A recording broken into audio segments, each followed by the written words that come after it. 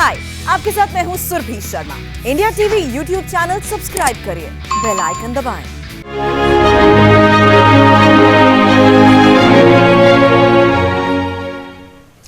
12वीं की परीक्षाएं रद्द हो चुकी हैं और अब दरअसल तय होना इस मुद्दे पर बाकी है कि किस तरह से बच्चों को कॉलेज में दाखिला मिलेगा। कॉलेज में क्या हो सकता है, कट ऑफ लिस्ट, इस पर भी कई तरह के सवाल हैं और इन तमाम सवालों को आज हम आपके सामने प्रस्तुत कर रहे हैं। अभी हम आपके सामने प्रस्तुत कर रहे हैं किस तरह से तमाम जो शिक्षक हैं और उसके बाद स्कूल्स हैं वो बच्चों के असेसमेंट का तरीका क्या होगा इस पर अपनी राय सामने रख रहे हैं। लेकिन अब महत्वपूर्ण ये है जानना कि अब बच्चे जो हैं जो 12वीं पास करके निकलेंगे उनका दाखिला यूनिवर्सिटी में कैसे होगा। ऐसे में हम उन सवालों के जवाब ढूंढने के लिए अब आगे बढ़ रहे हैं कि छात्रों की उलझन कैसे दूर करें। सबसे बड़ी उलझन है कॉलेजों में दाखिले को लेकर कि आखिरकार जो कट ऑफ लिस्ट है वो क्या होगी, किस तरीके से दाखिला होगा। ऐसे में सवाल उठता है कि कॉलेजों में कैसे तय होगी कट ऑफ लिस्ट। इस बार कट ऑफ लिस्ट हाई जाएगी या कम होगी। कट ऑफ का बेस क्या 11वीं का रिजल्ट होगा। बिना एग्जाम कट ऑफ से फायदा या नुकसान होने वाला है। ये तमाम ऐसे सवाल हैं जिसका जवाब देने के लिए इस वक्त हमारे साथ मौजूद हैं हमारे एक साथ खास मेहमान दिल्ली यूनिवर्सिटी के acting vice chancellor professor PC Joshi. Joshi ji, सबसे पहला सवाल, इस बार पिछली बार के मुकाबले एक अनप्रेसिडेंटेड सिचुएशन है और सिचुएशन यह कि 12वीं की परीक्षाएं होंगी ही नहीं। पिछली बार तो कुछ पेपर्स के हुए थे, इस बार तो बिल्कुल ही नहीं है। तो जो असेसमेंट होगा उसके आधार पर कैसे बच्चों को कॉलेज में दाखिला मिलेगा। देखिए, मैं यहां ये कहना चाहता हूं कि इस बार जो परिस्थितियां हैं बड़ी ही विकट परिस्थितियां हैं और अनप्रेसिडेंटेड, ऐसा शायद कभी हुआ हो कि इतना खतरा हो बच्चों को। और खासकर जब हम देख रहे हैं कि तीसरी वेव शायद बच्चों और छोटे लोगों तक भी चली जाए, तो ये एक विशेष परिस्थिति में भारत सरकार ने फैसला लिया है और दिल्ली विश्वविद्यालय भी उसका पूर्ण तरह समर्थन करता है कि किसी भी कीमत पर छात्रों की सेहत से, उनकी जीवन से हम समझौता नहीं करें। अब सवाल आता है कि हम उनका एडमिशन कैसे लेंगे। जैसा कि आपको पता होगा, इस साल सीबीएसई अपने परीक्षा नहीं करा रही है, लेकिन इसका मतलब ये नहीं कि सीबीएसई उनको मार्क्स नहीं देगी। निश्चित रूप से सीबीएसई उनको मेरिट में, हमारे पास जब बच्चे आएंगे तो कोई रिजल्ट लेके जरूर आएंगे और हम उसको मेरिट मानने में हमें कोई एतराज नहीं है। दिल्ली यूनिवर्सिटी में मेरिट के आधार पर ही फैसला होता है और हम उस पर कोई कंप्रोमाइज कभी नहीं करेंगे। अब मेरिट का जो भी आधार होगा, सीबीएसई के रिजल्ट भी हो सकते हैं मेरिट का आधार।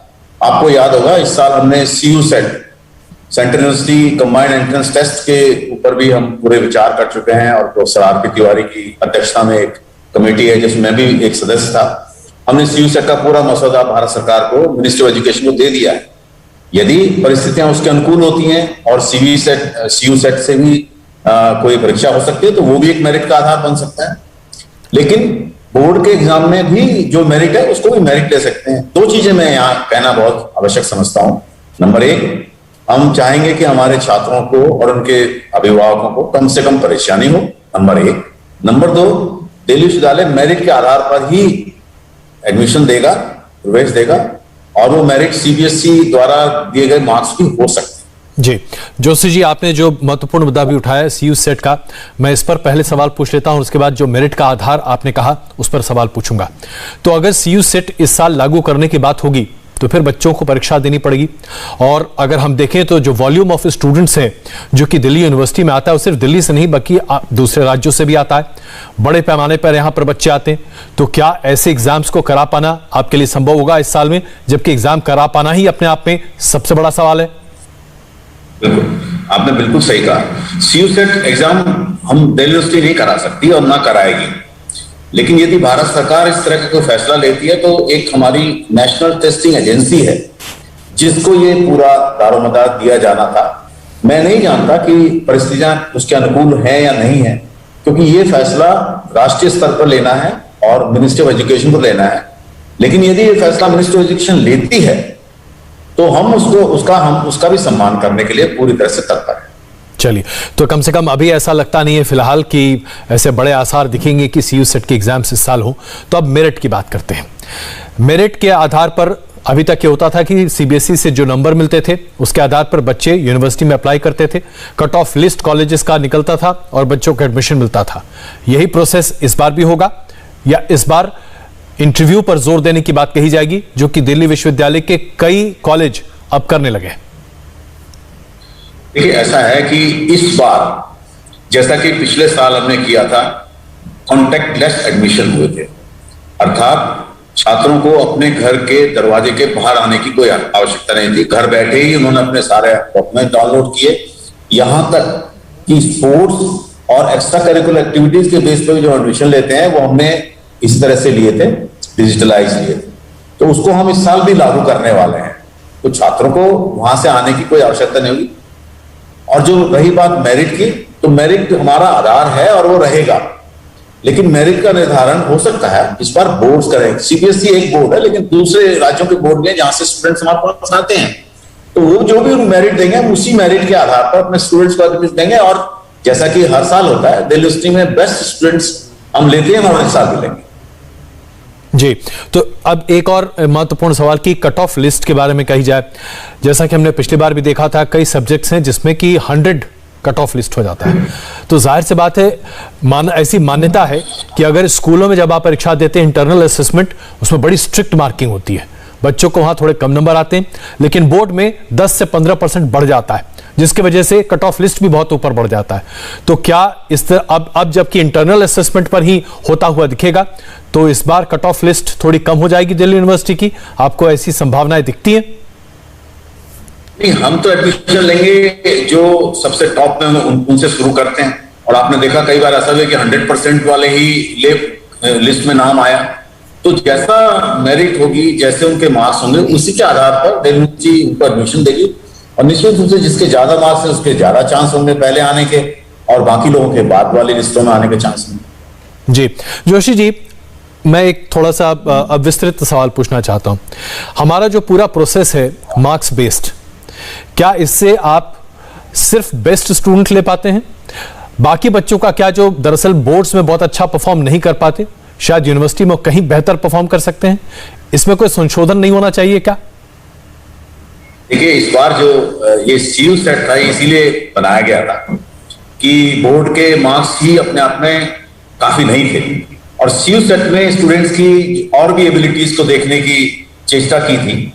अनफॉर्चुनेटली मुझे नहीं पता इस बार हम सीयू सेट कर पाएंगे नहीं कर पाएंगे, लेकिन हम उसी दिशा में जा रहे थे।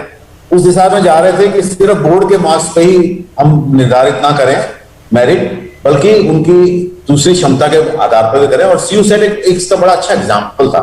इस साल हमने ये निर्णय लिया था कि 50% हम सीयू सेट से मेरिट निर्धारित करेंगे और 50% बोर्ड के एग्जाम से। तो एक प्रकार से ये मिश्रित मेरिट बनाने का हमारा विचार था इस साल, लेकिन ये हो सकता है हम भविष्य में करें। अगर इस साल परिस्थितियां उस लायक नहीं है तो भविष्य में उसको जरूर करेंगे। और आपका जो विचार है, जो आपका कहना बिल्कुल सही है कि सिर्फ बोर्ड के मार्क्स के आधार पर ही स्टूडेंट्स की मेरिट निर्धारित नहीं की जा सकती। और भी एबिलिटीज हैं जो जैसे सीयू सेट उसका निर्धारण कर सकते हैं। जोशी जी, विदेशों में जो बड़ी यूनिवर्सिटीज हैं वो सिर्फ एसएटी का एग्जाम, ग्रेजुएशन की अगर मैं बात करूं तो ग्रेजुएशन के लिए एसएटी और पोस्ट ग्रेजुएशन के लिए जीआरई की वहां पर जरूरत होती है। तो सिर्फ उसके आधार पर नहीं होता ये उनका सिलेक्शन। देखा जाता है कि यूनिवर्सिटी में, कॉलेज में या स्कूल में क्या नंबर आए हैं, उसके साथ साथ एक्स्ट्रा करिकुलर उनके एक्टिविटीज में कहां कहां पार्टिसिपेशन है। हम इस दिशा में क्या आगे बढ़ पाएंगे? मैं समझता हूं कि जैसे नई शिक्षा नीति 2020 आई है, उसमें इस तरह के प्रावधान है, और सीयू सेट उस दिशा में एक पहला कदम मैं समझता हूं था, जिसमें कि हम बोर्ड्स को ना छोड़ करके स्टूडेंट्स को ऑल इंडिया लेवल पे हम देख सकते हैं। मैं समझता हूं हम उसी दिशा में जा रहे हैं, लेकिन किसी भी चीज को हम एकदम से ना करके धीरे धीरे अगर जाएंगे तो उसको उस दिशा में सही रूप से पहुंच सकते हैं। तो आपने जो कहा, हम उसी और कदम उठाने की दिशा में प्रयास कर रहे हैं। सीयू सेट उसका पहला कदम है। जी, एक बातचीत जो कि आमतौर पर हम जैसे लोगों के बीच में ज्यादा होती है, जब बच्चों की हम नंबर्स देखते हैं तो हमें लगता है कि हमारे जमाने में तो 80% भी नंबर आ जाते थे तो बहुत बड़ी बात होती थी। मुझे लगता है सर, आप जब पास कर रहे होंगे तो उस समय तो 70% वुड बी द बेस्ट। 60% से 70% आ गया, मतलब क्या बात है, आप तो टॉपर हैं। ये 100% जब से आने लगा, अब तो लगता है इसके बाद बच्चे क्या 200 नंबर लाएंगे 100 में? देखिए, जब मैं जिस जमाने में मैंने स्कूल किया था, उस जमाने में दिल्ली के टॉपर 70% पे आ जाते थे। तो वो जमाने अलग थे। उस समय बड़े लंबे लंबे सवालों के जवाब देने पड़ते थे, मैं समझता हूँ अब जो है छोटे छोटे सवालों के जवाब हैं, उनके मार्क्स निर्धारित हैं और 100% मार्क्स मिलने शायद आसान है अब। तो ओवरऑल मिला करके वो 100% तक हम पहुंच गए हैं, बिल्कुल पहुंच गए हैं। लेकिन अब ये तो अब सीबीएसई के लेवल में उनको देखना पड़ेगा जो भी है। लेकिन बहरहाल दिल्ली यूनिवर्सिटी के स्तर पर हमें तो जो सीबीएसई बोर्ड बना के देंगे उसी मार्क्स को लेकर के हम अपनी मेरिट बनाएंगे। जी, एक और सवाल जो कि बच्चों के जहन में बहुत ज्यादा है, अभी तक ये प्रोसेस तय नहीं हुआ है, शायद सरकार अभी बताएगी उसको कि 10वीं की जो बोर्ड की परीक्षा है उसका कितना अंश होगा, 11वीं का क्या उसका पार्टिसिपेशन होगा और 12th में कितने इंटरनल असेसमेंट के बेसिस पर नंबर होंगे। अब इसमें तो किसी भी बच्चे का जो असेसमेंट होगा 3 साल तक स्प्रेड हो जा रहा है, 10वीं, 11वीं और 12वीं। बहुत सारे बच्चे इसमें डिसएडवांटेज भी फील होंगे और बहुत सारे बच्चों को बहुत अच्छा भी रहेगा।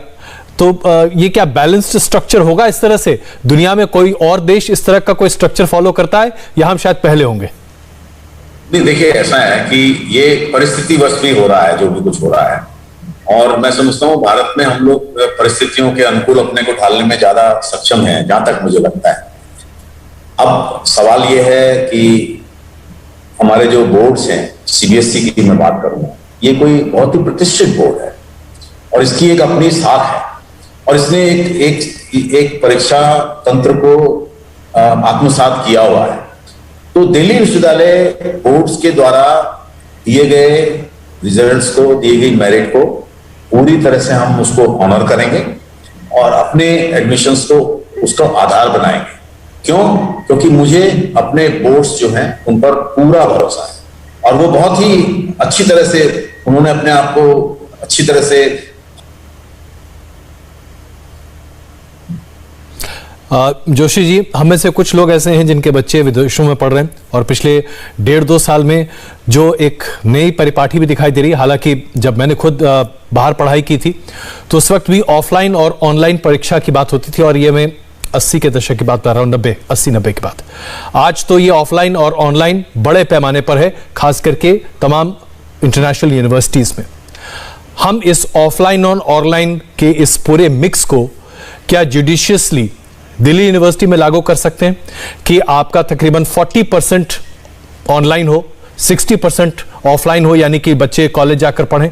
क्योंकि अब जो कोरोना की स्थिति है, 2-3 साल तो स्थिति में बहुत ज्यादा सुधार होने की संभावना नहीं दिखती। मैं आपको बता देना चाहता हूं कि ये ऑनलाइन पर हम पिछले साल तो क्योंकि कोविड की सिचुएशन में एकदम से हमें 100% ऑनलाइन पे आना पड़ा और दिल्ली विश्वविद्यालय ने हमारा जो कंप्यूटर सिस्टम है उसको हमने परिष्कृत किया, उसको और ज्यादा अच्छा किया और पूरे दिल्ली यूनिवर्सिटी के जितने भी हमारे 80 कॉलेज हैं और जितने डिपार्टमेंट हैं उन सबको हमने एक सूत्र में बांध करके एक प्रोग्राम का शुरू किया, इसका नाम था 1DU प्रोग्राम, ताकि और ऑनलाइन एजुकेशन पे। और उससे हमने ये देखा कि ऑनलाइन एजुकेशन भी एक बहुत अच्छा माध्यम है बच्चों तक पहुंचाने का, लेकिन 100% ऑनलाइन एजुकेशन की अपनी कुछ लिमिटेशंस भी हैं और ये जो ब्लेंडेड मोड है आने वाले समय में, मैं समझता हूं आने वाले समय में ये जो ब्लेंडेड मोड में हम लोग शिक्षा को देंगे ऑनलाइन और ऑफलाइन, जैसे कि यूजीसी ने कहा है 40%। जी, कई लोगों को ये चिंता है कि इससे वर्कलोड कम हो जाएगा। हमारे यूनिवर्सिटी के कई टीचर्स को भी चिंता है कि वर्कलोड कम हो जाएगा। मैं उनको बता देना चाहता हूं कि इस पर हमने भी पूरा मनन किया है, कोई वर्कलोड इससे कम नहीं होगा, किसी को जॉब से नहीं निकाला जाएगा। इनफैक्ट हमें और लोगों की जरूरत पड़ेगी और स्किल्स की जरूरत पड़ेगी, ऑनलाइन को मजबूत करने की जरूरत पड़ेगी। तो ये मैं बता देना चाहता हूं आपके माध्यम से, जो भी हमारे दिल्ली विश्वविद्यालय के शिक्षकगण सुन रहे हैं, कि इससे कोई वर्कलोड पे कोई फर्क नहीं पड़ने वाला। जी जोशी जी, एक आखिरी सवाल मैं आपसे समझना चाहता हूं, हमारी यूनिवर्सिटी एजुकेशन का भविष्य आपको किस तरह से दिख रहा है आगे बढ़ता हुआ इस संदर्भ में कि अब जबकि कोरोना जैसी बीमारी हमारे बीच है तो बहुत सारे बदलाव हमें करने पड़ेंगे। हमें क्लासेस में अपने बच्चों को बहुत कम लाना पड़ेगा, बच्चों की संख्या भी कम रखनी पड़ेगी, प्रोफेसर्स के ऊपर भी लोड बढ़ेगा क्योंकि जाहिर सी बात आपको ज्यादा क्लासेस लेनी पड़ेंगी। तो ये बदलाव किस तरीके से होगा और क्या प्लान है आपका? देखिए, दिल्ली विश्वविद्यालय के विषय में मैं आपको बता देना चाहता हूँ। दिल्ली विश्वविद्यालय जो है वो इंस्टीट्यूट ऑफ एमिनेंस भी है, अर्थात भारत के जो 10 शीर्षस्थ इंस्टीट्यूट है उसमें दिल्ली विश्वविद्यालय का भी नाम है और इसमें हमें भारत सरकार की ओर से 1000 करोड़ रुपए का भी अनुदान मिल रहा है। जिसमें 300 करोड़ हमने अपने हिसाब से भी हमने अपने आप भी इकट्ठे करने हैं और इस प्रकार हम चल रहे हैं। मैं समझता हूं कि ये जो ऑनलाइन जो मोड आया है इसने हमें कई नई चीजें भी दे दी हैं और मैं समझता हूं कि इसमें जैसे कि इंटरनेशनल वेबिनार करना बहुत आसान हो गया है। पहले बहुत मुश्किल होता था इंटरनेशनल लोगों के साथ बैठ करके डिस्कस करना, कई चीजें बहुत आसान हो गई हैं। तो मैं समझता हूं ये जो डिजिटल मोड ने जो हमें नए रास्ते दिखाए हैं, अगर इन रास्तों को अपने शिक्षा में, हमारे शिक्षा में और अपने शोध में पढ़े अगर इसको समावेश कर लेंगे तो हमें काफी ज्यादा प्रगति होगी। आज की डेट में अगर मैं किसी नोबेल लॉरेट से बात करना चाहता हूं तो मुझे उसके लिए टिकट का अरेंज नहीं करना, मैं यहीं बैठ करके अभी जैसे मैं आपसे बात कर रहा हूं सीधे उससे वेबिनार में जाकर के बात कर सकता हूं और अपने शोध की जो गुणवत्ता है उसको बढ़ा सकता हूं जी। तो ये जो भावनाएं पैदा हुई है, नई संभावनाएं पैदा हुई है, इन संभावनाओं की को हमें आत्मसात करना पड़ेगा और निश्चित रूप से हमारा जो स्तर है वो काफी ऊंचा इससे उठे। जी सर, एक सवाल और है जो कि पेरेंट्स के लिए बड़ा महत्वपूर्ण है। जब मैं बाहर पढ़ने गया था तो वो ओपन बुक सिस्टम एग्जाम्स का हम लोग को बड़ा टाइम लगा था समझने में और मुझे याद है मेरे पहले 6 महीने तो मुझे समझ में नहीं आता था कि मैं क्या करूं। आज भी मेरे बहुत सारे ऐसे मित्र हैं जिनके बच्चे ओपन बुक एग्जाम्स की तरफ जब आगे बढ़ते हैं तो पेरेंट्स को लगता है कि बच्चों को तो कुछ जानकारी मिलेगी नहीं तो चीटिंग करेंगे, तरह तरह के सवाल उठाए जाते हैं। सर, इस पर अगर आप हमारे बच्चों को, हमारे पेरेंट्स को जरा थोड़ा सा बता सकें, ओपन बुक एग्जाम कैसे हमारे देश का भविष्य बन सकता है? देखिए, ओपन बुक एग्जाम दिल्ली विश्वविद्यालय ने, ये पहला विश्वविद्यालय था भारत का जिसने शुरू किया पिछले साल, क्योंकि परिस्थितियां थी और परिस्थितियों के अनुसार हमने अपने आप को ढाला, क्योंकि एग्जाम लेना बहुत जरूरी था और ये आवश्यक ये नहीं था कि हम स्टूडेंट्स को यहाँ बुला सकते, फिजिकली ले सकते थे। कई स्टूडेंट हमारे दूर स्थानों में थे और उन्होंने सबने ओपन बुक एग्जाम किया। एक हमने एक्सपेरिमेंट किया, लेकिन ये कोई परमानेंट चीज होने वाली नहीं है। इवेल्युएशन का एक पार्ट हो सकता है आने वाले समय में हम इसको कर लें, लेकिन ये परमानेंट चीज नहीं, ये सिर्फ परिस्थिति के साथ हमने अपने आप को एडजस्ट किया है। हमारे जो एग्जाम का सिस्टम है आने वाले समय में वो मूल रूप से वो ऑफलाइन ही होगा जब स्थितियां सामान्य हो जाएंगी, लेकिन ऑनलाइन या ओपन बुक में हम कुछ और तरह के एग्जाम, छोटे मोटे एग्जाम जो क्लासरूम एग्जाम होते हैं उसको हम ले सकते हैं जी। और जिसमें कि हमें रिसोर्सेज की ज्यादा जरूरत नहीं पड़ेगी, तो उसको हम इसका इस जो नई परिस्थिति में हमने एडजस्ट किया, इसका हम फायदा उठाएंगे आने वाले समय निश्चित रूप से। बहुत बहुत धन्यवाद शुक्ला जी, आपने तमाम विचार हमसे साझा किए और बहुत सारे सवालों का जवाब मुझे लगता है कि बच्चों को और अभिभावकों दोनों को मिला होगा। बहुत धन्यवाद इस चर्चा में शामिल होने के लिए। एक सवाल यह भी है कि कैसे होंगे IIT और मेडिकल के एंट्रेंस एग्जाम्स। इस टॉपिक पर अब से बस कुछ ही देर में 1:30 पर आपको हम दिखाएंगे हमारी बातचीत। फिलहाल एक छोटा सा ब्रेक।